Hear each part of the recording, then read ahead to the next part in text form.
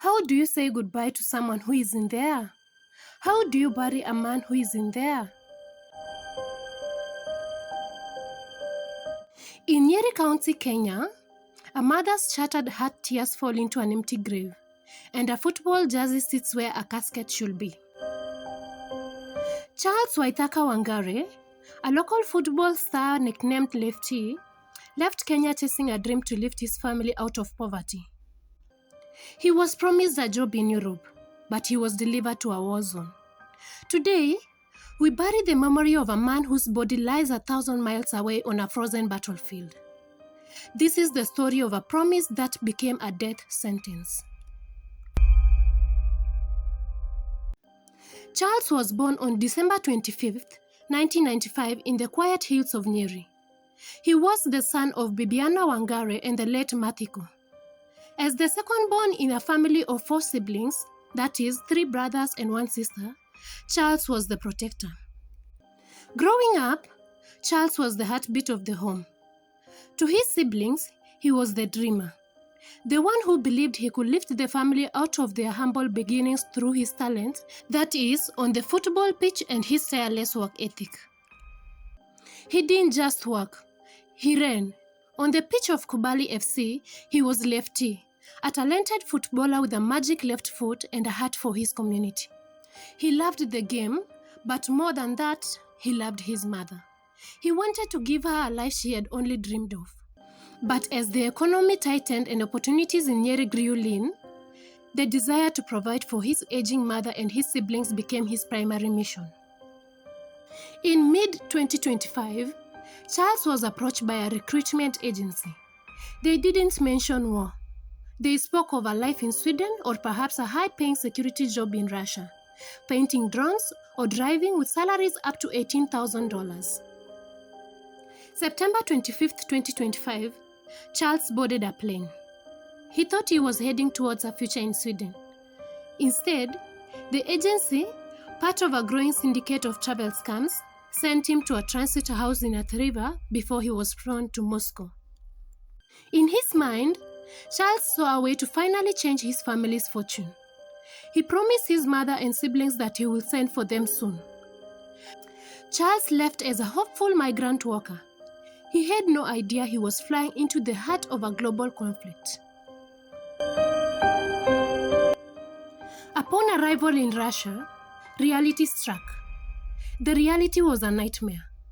Within 72 hours of arriving, the passports were confiscated. The cleaning jobs were replaced by military fatigues and weeks of rush trainings. After just 2 weeks of rush training, Charles was handed a rifle and deployed to the front lines of the Russia-Ukraine war.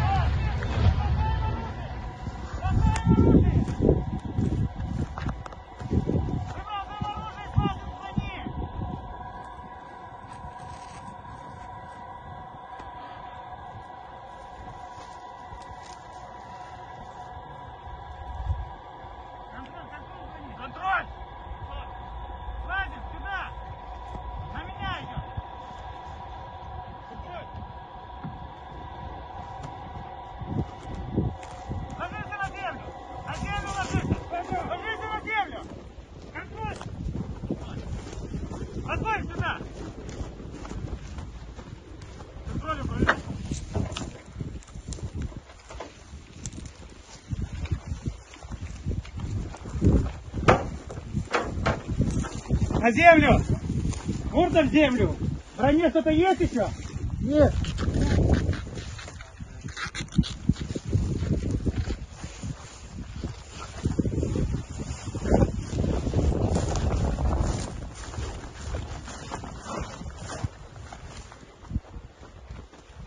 Давай глазами. Такие, что нахрен выкинь ее просто. On December 25th, 2025, that's on the Christmas day, while his family in Nyeri was celebrating, Charles was struck by a bomb. He died instantly. He was 30 years old. No one had communicated to the family.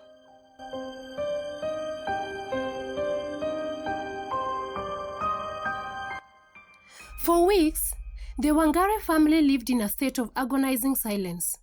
The calls had stopped. The online status of Charles' WhatsApp hadn't changed since Christmas Eve. But the silence was broken in January 2026 by a call no mother is ever prepared to receive.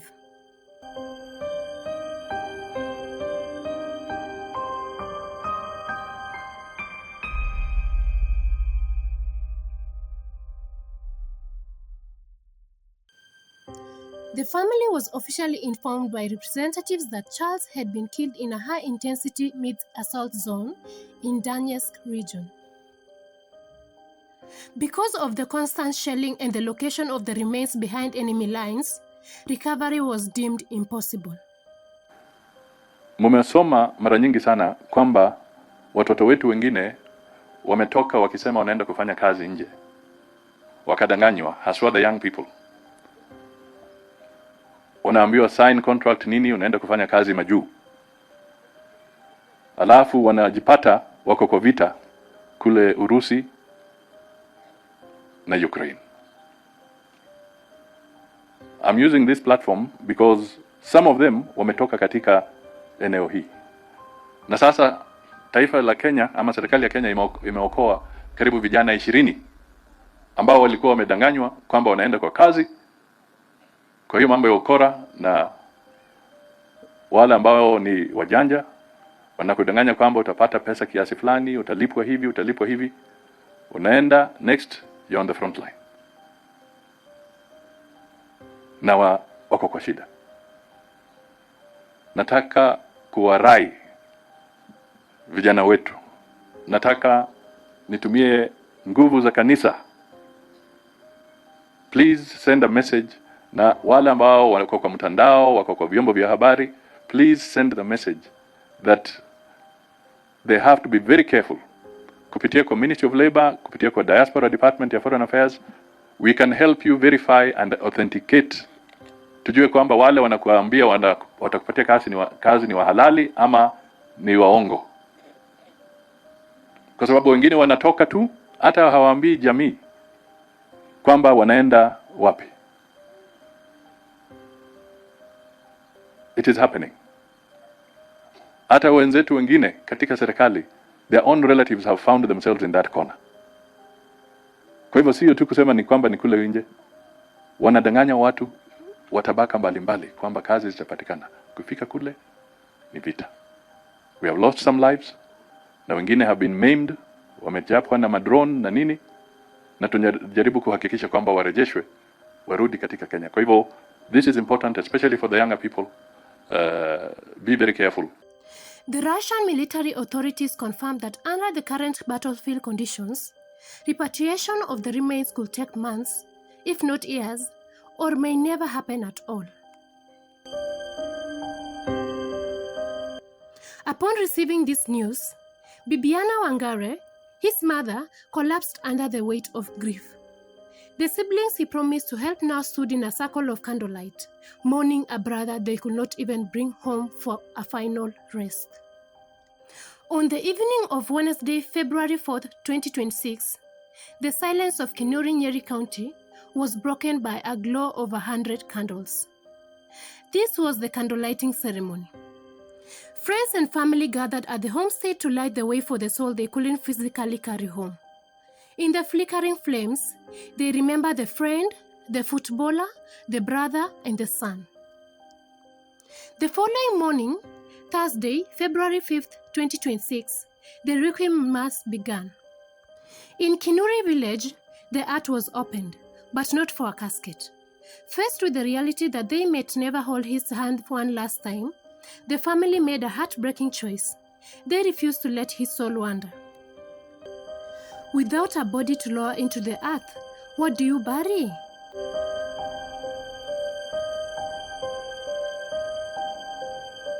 On the advice of local elders and clergy, the family decided to proceed with a symbolic burial. If they couldn't have his body, they would at least give him a home in their soil, as there will be no casket, no final look, just a void.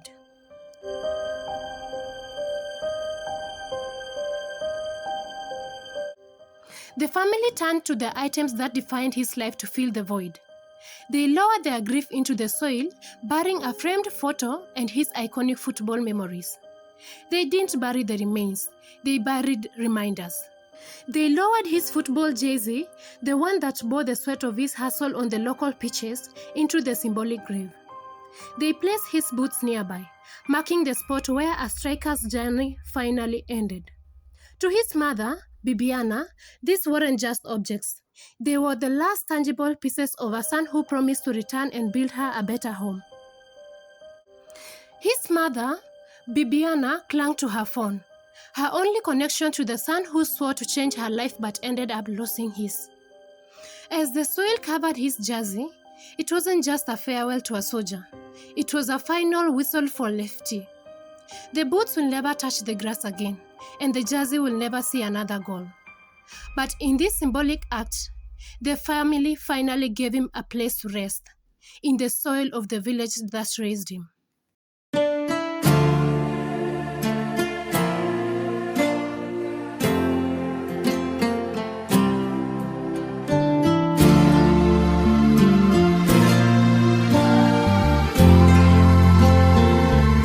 Alexis on the beat.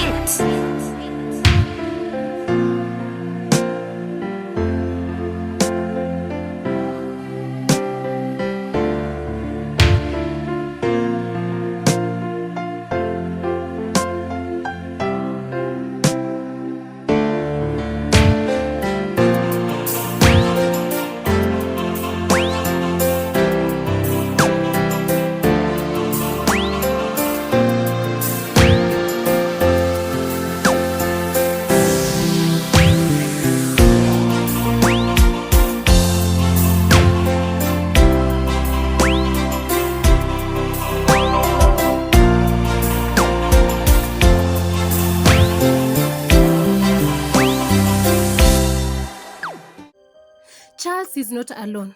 Over 70 Kenyan families are currently searching for loved ones lost in the same recruitment trap. Rogue agencies are bypassing the National Employment Authority to send young Kenyans to their deaths. Charles is a victim of a predatory system. They promise Europe, they deliver the front line. Before you pay, before you fly, verify. Don't let your family's next gathering be around an empty grave. As Nyeri says its final goodbye to a son who isn't there, the question remains, how many more chairs must go empty before the recruitment of our youth into foreign wars is stopped? Charles Leftie Waithaka, 1995-2025. Rest in peace. Kindly remember to like, share and subscribe for more crime documentaries with Claire Tonwe.